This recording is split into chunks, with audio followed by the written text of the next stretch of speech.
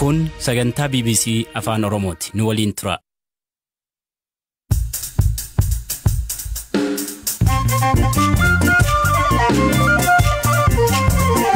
Yooyyaa malee yooyyaa dhaggeeffattoota raadiyoo BBC Afaan Oromoo sagantaan keenya kamisaa am jalqaba. Kophee irra keessatti Itoophiyaan hojjettoota UN ari'uun seera idil addunyaa cabsuu jedha dhaabbatichi. We believe that Ethiopia is not the right. Itoophiyaan hojjettoota UN 8 kunneen ari'uun ishee dogoggora. Itoophiyaan kana gochuu isheetiin seera idil addunyaa sarbaa jirti. National law in doing so. Shaawaa lixaatti haati seeraa torbe tokkoof dhabamtee reefi argamuu himan. Torban tokko guutuu barbaadaa baaneet kaleessuma reefuma arganne laga keessatti gatanii afaan carqiidhanii bishaan keessatti gatan. Godin Booranaatti horiin 300 ol bonaan dhabame. Rakkoon jajjabduun tamiidhaa bonaata marraat kan qabnu rakkoon jajjabduun marraaf garaachi nama ilmaallee maatii waan nyaatu nu qabdu irdaatan hin jiru midhaan gara nuun baane rakkoo garaachi nama rakkoo garaachi horii. Kanaaf oduu dabalatan waliin turaa an asli gilgalu. Dhaggeeffattoota oduutiin jalqabaanii mani maree nageen mootummaa gamtoomanii Itoophiyaan hojjettoota dhaabbatichaa ari'uu mormu yeroo 10ffaa fi kalee dhimmi Itoophiyaa irraatti kan mari'ate koreen kuniin Itoophiyaan hojjettoota UN ari'uun chata dhaabbatichaa ka cabsee jedha. Barreessaan olaanaan UN Antonio Guterres gochi Itoophiyaa kun seera idil addunyaa cabsuu jedha. Hamza Hussein gabaas qaba. Manni maree nageenyaa dhaabbata biyyoota gamtoomanii dhimma naannoo Tigraay ilaalchisee ajandaa nagaaf tasgabbii Afrikaa keessaa jedhu jalatti kora banaa roobii taa'een Itoophiyaan hojjettoota UN biyya isheetii ari'uu mormeera. Barreessaa olaanaan UN Antonio Guterres kora irratti ibsa kennaniin Itoophiyaan hojjettoota UN biyya isheetii ari'uu hin dandeessu. Kana gochuu isheetiin ammoo seera idil addunyaa cabsiteetti jedhan. Itoophiyaan hojjettoota UN biyya isheetii ari'uun chaartara dhaabbatichaa ka cabseera ka jedhan barreessaa olaanaan UN kun mootummaan Itoophiyaa yakka raawwataniiru jedhu yoo qabaate barreeffamaan akka dhiyeessus gaafatan. If there is any written document provided by the Ethiopian government. Miseensota UN ari'aman torba ilaalchisee ragaan mootummaa Itoophiyaatiin dhaabbata UN kamiifiyyuu dhiyaate jiraannaan ani koppii isaa tokko argachuun barbaada. Sababiin isaas ani waa'ee isaanii wantan beeku tokkollee hin qabu jedhan Guterres. Because I have not had any knowledge of any of them. Jimaata darbee ministeera muummee Itoophiyaa Abiyyi Ahmad waliin si'a lama akka dubbatan kaasan Guterres ari'amuu aanga'ootaa irratti ragaa akka erganiif gaafachuu himaniiru. Garuu hanga ammaatti gaaffii ragaa dhiyeessuu gaafadheef deebii hin arganne jedhu qondaalli kun. Walitti bu'iinsi dhalate kun akka dhaabbatu gargaarsi namoomaa namoota gargaarsa barbaadan hunda bira akka ga'uuf Itoophiyaa keessatti karaa mariitiin rakkoon akka furamu waan hunda ni goona jedhan Antonio Guterres. Namoonni osoo rasaasan du'anii yookiin beelaan du'anii ilaaluu hin qabnu jechuunis dubbatan. Respond to these requests. Kora mana maree nageenyaa UN kanarratti bakka bu'aan mootummaa Itoophiyaa ambaasadar Taayyee Asqasillaasee ammoo ejjennoo Itoophiyaa fi sababoota miseensonni torba UN ittiin ari'aman jedhan dhiyeessaniiru. The UN staff Ethiopia expelled sideline their hojjettoonni UN ari'aman kunneen lakkoofsa namoota miidhaman jedhamanii akka malee ol kaasuu akka waan lammiileen beelaan du'aniitti gabaasuu akkasumas mooraa UN eegumsi taasifamuuf keessatti finciltoota hidhatan afeeruu sababoota ittiin ari'an ta'uu kaasan. First, UN staff shall neither seek nor accept. Yakkaawwan hedduu kan eeran qondaalli kun hojjetaan UN dhaabbata alaa irraa qajeelfama gaafachuus ta'e fudhatu. Akkasumas odeeffannoo sababa itti gaafatamummaa irra jiraniif argatan kamiyyuu qooduu hin qaban jedhan ambaasadar Taayyeen. Private gain, financial or otherwise. The most fundamental element of the sovereignty of the state has to. Itoophiyaan eenyu akka seenuu akka bahuuf turuu danda'u murteessuudhaaf mirga walabaa qabdii ka jedhan ambaasadar Taayyeen seerotaa fi dambiiwwan idil addunyaa jiran garaagaraa eeruun tarkaanfiin biyyattiin fudhattee bu'uura seeraa qabaachuu ibsaniiru. Humanitarian operators, we have not forgone this fundamental right. Hojjettoota isaanii Itoophiyaan biyya isheetii hariita 8 ilaalchisee dookumentiin gosa kamiyyuu isaan qaqqabuu ka haalan Antonio Guterres gama isaaniin ragaan harkaa qabdan yoo jiraate naan ga'a jechuun ambaasadar Taayyee deebisanii gaafataniiru. Very simple. We believe that Ethiopia is not the right. Gama keenyaan gaaffiin jiru salphaadha. Itoophiyaan hojjettoota UN 8 kunneen ari'uun ishee dogoggora. Itoophiyaan kana gochuu isheetiin seera idil addunyaa sarbaa jirti. Hojjetaan UN kamuu naamusa hojii fi seera kaa'ame kabajee ka hin sochoone yoo ta'e mootummaa Itoophiyaa waliin dubbachuuf qophiidha jedhan. Itoophiyaa keessatti ajandaan keenyaa dhimma uummataa qofa jedhan qondaalli kun. Dhimma uummata Tigraay, Afaar, Amaaraa, Somaalii uummati Itoophiyaa hiraarfamaa jiran hundadha dhimmi keenya. Hiraarfama kana jalaa uummata baraaruun alatti ajandaa biraa hin qabnu jechuun jala muranii dubbatan. people is suffering. We have no other interest but to help stop that suffering. Thank you very much.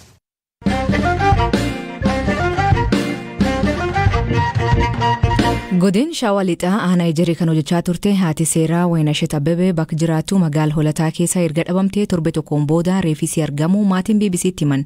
Obboleessisii Dr. Makoneen Abbaba Waynashet reefisii lagandaar magaala Hoolata argam keessa akka argamee fi akka awwaalamte nutti hima. Hamza Hussein dubbis.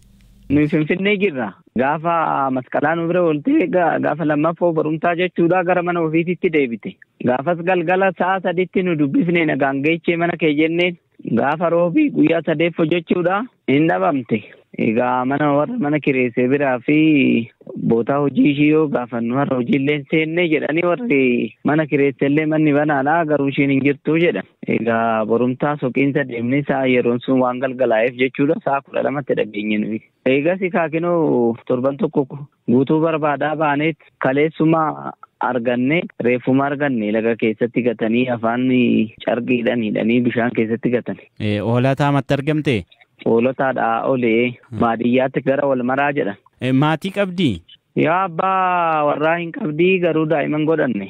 Iddoo adda addaatti jiraatu inni Adaamaatti hojjetaa ishiin lixaa Shawaa kana keessatti hojjetti. Qaama amma kana lubbuu ishee balleessu qaama sodaattu yookiin immoo nama waliin wal dhabdee jirtu wayii qabdi moo nama akkamiiti mee isheen wanta kanarraan ga'uu danda'u maali jettanii shakkitu isin? Wanta akka waan kana beeknu hin qabnu. Silkii tokko garuu bilbilanii galgala tokko dhuguma haasawuu nutti ashoofanii hin beeknu.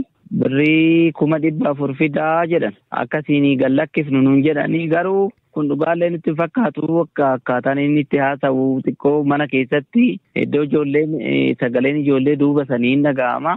Eessa jirti sagalee ishii na dhageechisi jennaan hin didee borumsaa irra deebi'ee bilbilli akkoo kalee nama biraattu qabatee har'ammoo bilbillee yoo farkaa hin qabaa abbaa kana siin jedhe hin beeku naan jedhe waliigalatti ofii ati eenyu jennaan ilmuma Oromootii bosona hin jiraa naan jedhe haa ta'u sanis yoo agartanii hin jedheeni bakka gaafadhee tasii bilbila naan jedhee naan bilbille ishiin abbaa seerate garuu hojiin ishii immoo waan kanaan walitti ishii fide jedhee waan ayyaadu hin qabu wanna rakkoo kanaa kana nama wal dhabdii hin qabdu kana natti hin himne. Maatii waliin jiraattu waliin rakkoo qabdi abbaa manaa waliin wanta shakkitan wayii qabdu. Rakkoon kanaan ga'u hin jira jennee yaadnu garuu akkuma namni jalaa miidhamee tokkotti shakkuun keenya noolle saniu maalirraa kaatanii xiqqoo faaran qabanu. Faarri isin immoo haaluma xiqqoo ganzabaa akkumatti itti fayyadaman malee waan rakkoo guddaa kanaan ga'u hin jira jennee yaadnu sunis dhugaa nutti fakkaatu. Reeffa ishee jalqaba kan arge eenyu? Isin immoo qaamni arge akkamittiin arguun danda'ame? Qaamuma seeraatu argee nuu kenne halkan kalee bariitti sa'a 5tti galgala nuu bilbilaniiti. Kalee ganama deemnee ilaallan tureera egaa nafti bobbokokeera sirriitti wannoon jedhu kana caalaa waan turuu hin dandeenyeef nullee garuma sirna awwaalaa kanatti jarjarre ganaa duubatti deebinee gaafanna haala isaanitti argatanis maal akka ta'es waan beeknu hin qabne. Sababa ittiin duute faa qaama ishee irratti wanti madaan argame wanti akkas wanti beektan jira? Afaan fi mormi carqiidhaan hudhameera. Hudhama qabdi hudhamteetti eegas immoo bishaanitti gatanii bishaanitti argamte. Ajjaja sirraatti odeeffannoo qaama nageenya irra barbaannee gara wajjir nageenya magaala Hoolata bilbiluu sarkachuu hin dandeenye. Dhaggeeffattoota namoota gaggabaaboo addunyaa isanii dhiyeessaa jalqabaanii barreessa lammii Tanzaaniyaa Abdulrazaaq Gurnaa badhaasa Noobeelii ogbarruu bara 2021 injifachuun ibsama. Swedish Akademiin dhiibbaa kolonii nuumirraatti ibsiif taa'ee barreessuu isaa faarsa. Badhaasni Akademii Swedishiin kennamu kunin $1,140,040. Sochii lafaa kee Pakistaan mudateen yoo xiqqaate namoonni 20 lubbuu dhabuu himan. Sababa manneen namoota irraa jigee fi hangaa'uun lakkoofsi kuniin dabalamuu danda'a jedhan namooti dukeessa harki caalan haadholiif ijoollee ta'uu himan. Walta'iinsi waraan biyyoota Awurooppaa fi Ameerikaa neetoon dippiloomatii Raashiyaa 8 of keessa baafte. Neetoon namoonni kunneen dhossaanii akka basaastota hojjechaa turan jechuun aarii. Raashiyaan gamisiitiin biyyoonni lixaa akka sheexanaatti nu ilaalaa jechuun himatti. Durtaan ergam gamtaa Awurooppaa Liibeeriyaatti magaalii Monrooviyaa Afrikaa keessaa xurii akka ta'e ibsa. Hooganaan kunin kan walga'ii koree magaalichaa irratti dubbate Monrooviyaan magaala nam jibbisiisuu jedhe. Hangaa'otni magaalichaa maallaqa magaalicha qulqulleessuu fi waggaatti biyyalarra dhufu akka itti fayyadaman himuu qabanii jedhe. Afrika kibbaatti guyyaa dhalootaa mo'ata badhaasa Noobeelii nagaa Desmond Tutu kabajuu fi sagantaawwan hedduutti gaggeeffamaa jira. Desmond Tutuun kan har'a umriin isaa gan 90 nam gurraacha jalqaba papaasii Afrika kibbaatti ta'e. Hayyuun kun seer nam adii fi gurraacha wal caalsisee adda baasuu mormuun qabatama.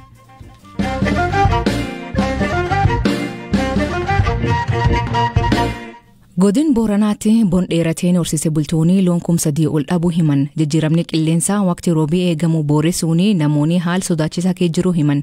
Haalli am jiru kunin torbe muraasa feet fuufee horiin isaanii hundee ubbaawwaa akka danda'u yaaddoo qaban.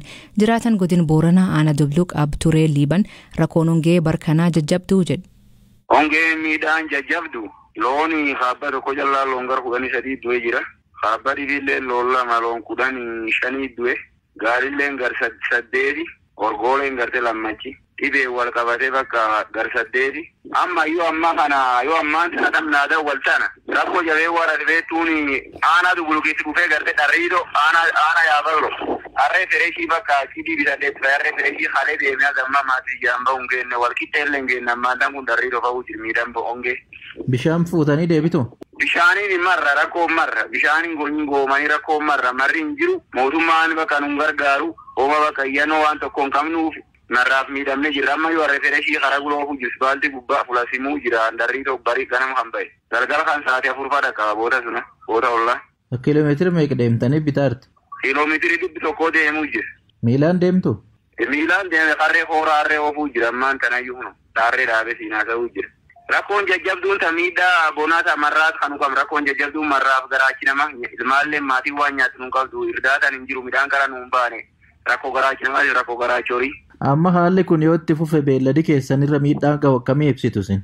Tokkollee nutti hin baanii waan jedhan na agarsiisu fuuldura yoo waaqii boriif ta'anii roobiin torbee har'aarriti gumaa ta'anii gumaata mara kanan geennuudha yoo waaqii roobiin wanni nu kam tokkolleen. Lafti bonaan obba'uu jirani bakka nuuyyaa innee warra hojjetaati nuuyyaa innee nu afaaniin itti himne hin barreessinaa jedhani barreessanii erginee nuun jedhan homaa nun dhaqqabne waan tokko tarkaanfii homaa gargaarsumaatu hin argane. Itti gaafatamaan waajjira hooggansoota balaa godina Booranaa obbo Liiban Kabadaa aanaalee godina Booranaa qabu hundi keessatti hongeen horii jeesaa jiraachuu hima. Aanaa kudhan tokkooti addatti akka malee haala ammaa ta'ee jiranii aanaalee kudhan tokkoon kun horiin baay'ee keessatti waa jira. Harka namaatiinis kaafamaa jira ofiin danda'e dhaabbannees jira ragaallee guyyaan abdeetu godhaa jirra himaa jira haalli jiru amma torbe tokko callaa keessatti amma horiin harka namaatiin kaafamu gara loon 1,314 ga'a hadii ammoo 826 ga'a akka malee cimaa deemaa jira haalli jiru amma deeggarsallee gaafachaa jirra naannoolleen marga wayii barbaaddee bituuf piroosesii eegalanii jiranii. Bishaanlee raabsaa jirraa danda'ameetiin ijoo adda addaa qindeessinee boottii akka sagaliitti raabsaa turre sun keessa ammoo dabalataan boottii 10 naannoon nu eeyyamtee calbaasiirra jirra. Haalli jiru waliigalatti rakkisaadha. Waliigalatti haalli jiru jajjabaadha. Yeroon roobuu kun kan dadhabin taasisa harki namaa bahuu hin danda'u. Akka malee jajjabaadha. Namni waan cufa furee waliin ga'uu danda'u yoo waaqni namaa roobe waliigalatti haalli jiru cimaadha. Gama margaaf bishaaniitiin rakkoo cimaa jira. Waliigala amma egaa hongeen kun jalqabe loon obba'ee hagamtaa lakkoofsa? Baay'eedha. Naannoo isa gaabsa ofirra kan qabu malee akka deengaddaatti naannoo 3 darbanii jiran. 3 darbeera? Obba'uu waan hin oolle harka namaatiin kaafamu kun faan akka malee sodaachisaa. Amma immunitii waan hin qabneef humna waan hin qabneef garaa waanuma hin qabneef yoo waaqi roobe roobilleen fixuu danda'a. Irraafuu hin danda'an humni raafaniin hin qaban yoo roobeyyuu sodaa guddaa jira. Oromoo sulleen amma warra atilees kennetti hin qabannu. Dhumuu danda'ani. Beelladaan alatti namarra miidhaan ga'ee jiru akka ammaa sababa hongeeti. Namarratti beelli kan jiru mootummaan waajjira seennaatiin hanqinni nyaataa kan mul'ate warra NGO waliin taanee Komishinii Hooggansoota Balaa Oromiyaa waliin taanee gargaarsii dhufaa jira. Hagam nama guddoo rakkoo hin qabu. Dhaggeeffattootteen sagantaan har'aa ganumaa nu waliin turuu keessaniif ulfaadha isaniin jedha. Mammaansi galgala kanaa mani jarjaraan jaaran yoosuu diigam hiikan isa sanbiraat maanii kooment keessatti nu beeksisa. Sagantaa kan qophees Hamza Hussein gam teknikaatiin Oscar Bunga kan isaniif dhiyeessan asli galgalooti agborisaatti akkana nagaa waaqa kee bulaa oraa bulaa deebana hangafamaan dhan bulaa.